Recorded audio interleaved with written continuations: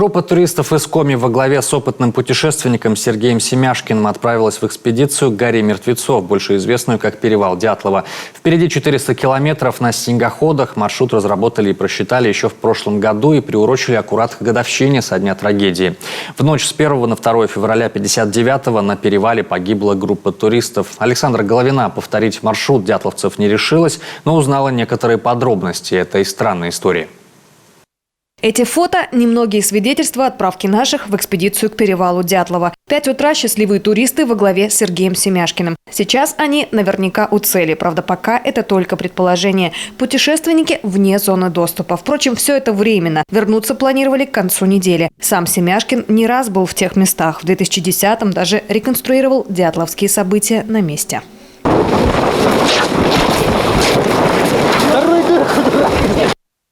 Возможно, именно таким образом происходила эвакуация студентов Уральского политеха той злополучной ночью. Что стало тому причиной, неясно. За эти годы выдвинуты сотни версий, самых разных. От мести коренных народов до испытания секретного оружия и даже НЛО. Мы сейчас находимся на склоне горы мертвецов. Вот она на том плане. Значит, нами установлена предположительная точка, где находилась их палатка. И в данный момент проводятся подготовительные работы для установки палатки.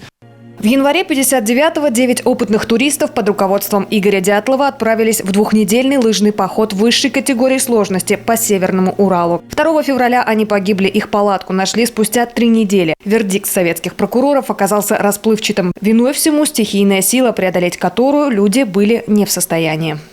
Рукой Темпалова, прокурора, было написано, что прошу тебя, значит, займись этим делом, по гибели Дятлова занимайся.